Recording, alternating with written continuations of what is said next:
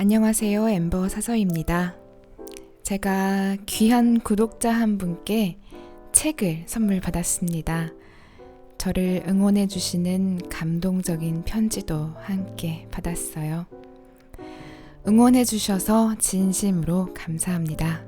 앞으로도 더 좋은 책을 낭독할 수 있도록 더 열심히 노력하겠습니다. 오늘 제가 선물 받은 이 책은 랩걸이라는 자전적 에세이입니다.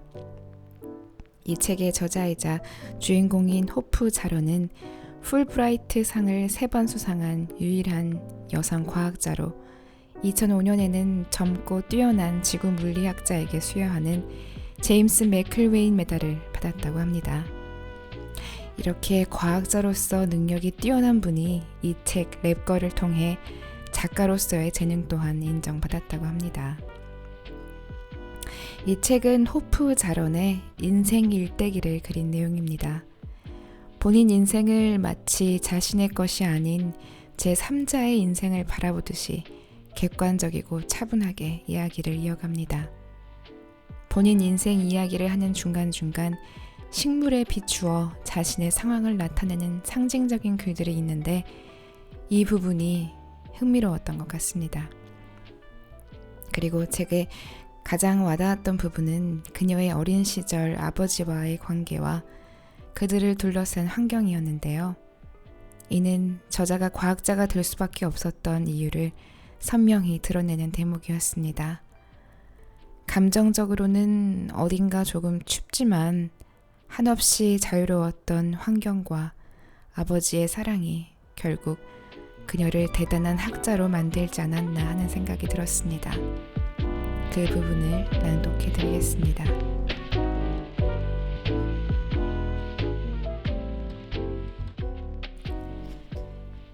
작업대 위에는 믿기 어려울 정도로 반짝이는 은색 노즐들이 일정한 간격으로 나란히 배치되어 있었고 있는 힘을 다해야 90도를 돌릴 수 있는 손잡이들이 달려 있었다.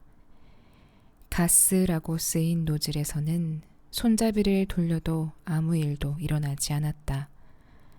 가스관과 연결되지 않아서였다. 하지만 공기라고 쓰인 손잡이를 돌리면 짜릿한 속도로 공기가 터져나와 거기다 입을 대보고 싶었다. 실험실 전체는 깨끗하고 개방적이고 텅 빈 느낌이었다. 하지만 서랍마다 자석, 철사, 그리고 무엇인가에 유용하게 쓰일 법한 유리 조각, 쇠 조각이 잔뜩 들어있었다. 그냥 그 물건들이 어디에 쓰일지를 알아내기만 하면 됐다. 문 옆에 있는 장 안에는 pH 시험지가 있었다. 마술 같은 그 물건은 사실 마술보다 더 좋았다. 수수께끼를 보여주는데 그치지 않고 풀어주기까지 했으니 말이다. 침방울과 물방울 혹은 루트비어와 소변은 눈으로 보기엔 비슷해도 이 종이에 떨어뜨리면 색이 달라져서 pH가 다르다는 것을 눈으로 확인할 수 있었다. 하지만 피는 색이 너무 진해서 종이색이 변하는 걸 알 수 없으니 소용이 없었다. 그런 것들은 애들 장난감이 아니었다. 어른들이 쓰는 아주 진지한 물건들이었다. 하지만 엄청나게 큰 열쇠의 꾸러미를 지닌 아버지를 둔 우리는 특별한 아이들이었다. 그래서 아버지랑 함께 실험실을 갈 때면 언제든 그 장비들을 가지고 놀 수가 있었다. 그것들을 다 꺼내달라고 부탁하면 아버지는 절대로 한 번도 안 된다고 거절하지 않으셨다. 어두운 겨울밤 아버지와 내가 공작과 왕처럼 과학관 전체가 우리 것인 양 누비고 다니던 기억이 아직도 생생하다. 아버지와 나는 우리의 성을 둘러보느라 너무 바빠 우리를 기다리는 바깥 왕국에는 관심도 없었다.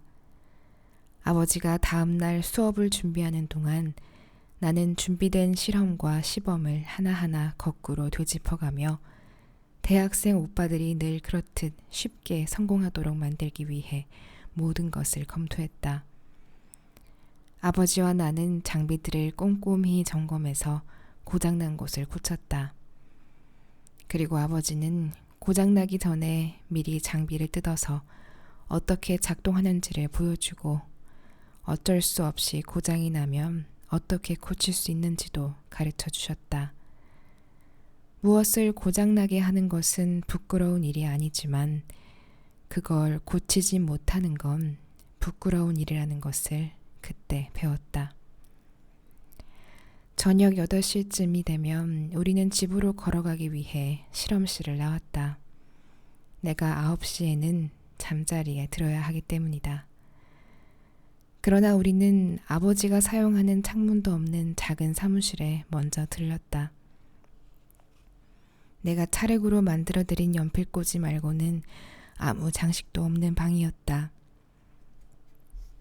거기서 우리는 코트랑 모자, 목도리 등등 엄마가 떠준 갖가지 따뜻하게 두를 것들을 들고 나왔다. 엄마는 자신이 어렸을 때 제대로 된 걸 가져보지 못했다면서 내게는 온갖 따뜻한 목도리며 장갑을 떠주곤 했다. 겹쳐 신은 양말 위에 튼튼한 겨울 부츠를 낑낑대며 신을 때면 약간 젖은 듯한 털실의 따뜻한 냄새와 아빠가 뭉툭해진 연필을 깎으면서 나는 톱밥 냄새가 섞여 풍겨오곤 했다. 연필을 다 깎은 후 아빠는 커다란 코트 단추를 서둘러 잠그고 사슴 가죽 벙어리 장갑을 낀 다음 나에게 두 귀가 모두 모자에 덮이도록 푹 눌러 썼는지 확인하라고 했다.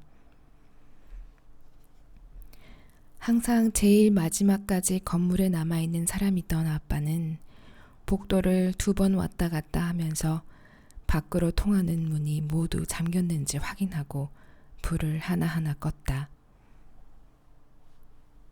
그러면 나는 내 뒤를 쫓는 어둠을 피하느라 아빠 뒤를 종종 걸음으로 따랐다. 마침내 뒷문까지 온 아빠는 내가 손을 한껏 뻗어 마지막 전등 스위치를 끌 수 있게 도와준 다음 밖으로 나왔다. 문을 꼭 닫은 다음 잘 잠겨 있는지 2번 확인하는 것도 빠뜨리지 않는 일과였다. 추운 바깥에 자신을 가둔 우리는 짐 싣는 곳에 가서 얼어붙은 하늘을 바라봤다. 거기에는 죽음과 같은 우주의 차가움을 뚫고 상상할 수 없을 정도로 뜨거운 불이 몇 년 전에 내뿜은 빛이 있었다. 그 빛을 내뿜는 불은 아직도 은하계 저편에서 타오르고 있을 터였다. 나는 머리 위에서 빛나는 별들에 사람들이 붙인 이름들은 알지 못했다. 그리고 그것들이 무엇인지 묻지는 않았지만 아빠가 별자리 이름을 하나도 빠짐없이 모두 알고 거기 얽힌 이야기들도 모두 알 것이라는 것을 한 번도 의심해보지 않았다. 아빠와 나는 집까지 가는 3km 정도 되는 길을 걷는 동안 아무 말도 하지 않는 습관을 오래전부터 지켜오고 있었다. 조용히 함께하는 것이야말로 북유럽의 가족들이 자연스럽게 하는 일이고 아마도 제일 잘하는 일인지도 모른다. 아빠가 일하던 전문대학은 우리가 살던 작은 마을의 서쪽 끝에 자리 잡고 있었다. 대학 캠퍼스를 포함해도 우리 마을은 한쪽 끝에서 다른 쪽 끝까지 6-7km 정도밖에 되지 않았다. 오빠와 나는 부모님과 함께 제일 번화가인 메인 스트리트의 남쪽에 있는 커다란 벽돌집에 살았다. 아빠가 1920년대에 자란 곳에서 서쪽으로 4블록, 엄마가 1930년대에 자란 곳에서 동쪽으로 8블록 떨어진 곳이자 미니애폴리스에서 160km 남쪽 아이오와주 경계선에서 8km 북쪽으로 떨어진 곳이다. 집으로 가는 길에 태어날 때 나를 받아준 바로 그 의사 선생님이 때때로 면봉으로 목에서 점액을 채취해 인후염 검사를 하는 병원도 지나고 치약색의 파란 급수탑도 지났다. 마을에서 가장 높은 건축물인 그 급수탑을 지나면 한때 아빠의 학생이던 사람들이 선생님으로 근무하는 고등학교가 나왔다. 장로교 교회 건물의 처마 밑을 지날 때면 아빠는 고드름을 딸 수 있도록 나를 안아 올려줬다. 그 교회는 아빠 엄마가 1949년 주일학교 소풍에서 처음으로 데이트하고 1953년에 결혼식을 올리고 1969년에 내가 세례를 받고 일요일마다 온 가족이 예외 없이 예배드리는 곳이었다. 나는 하키 퍽을 차듯 고드름을 차면서 걸었다. 고드름은 길 양쪽으로 쓸어서 쌓아놓은 눈벽에 부딪히고 튀어나가곤 해서 10걸음에 한 번 정도 차면 됐다. 사람들이 직접 삽질을 해서 눈을 치워놓은 인도를 따라 걷다 보면 단열 처리가 잘 된 집들이 보였다.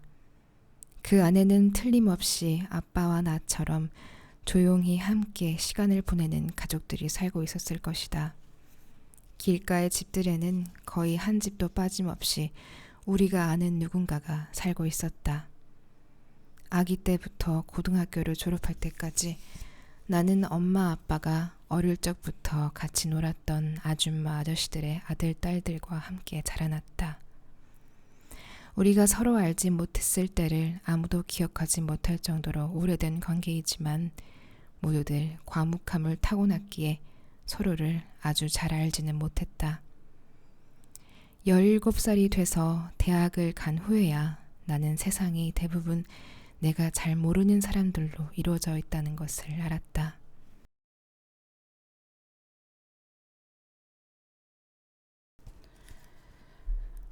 아주 드문 일이기는 하지만 나무 하나가 두 장소에 동시에 존재하는 경우가 있다. 멀게는 1마일까지도 떨어져 있으면서도 그 두 나무는 엄연히 동일한 유기체다. 이 나무들은 일란성 쌍생아보다 더 서로 유사하다. 유전자 하나하나까지도 완벽하게 동일하다.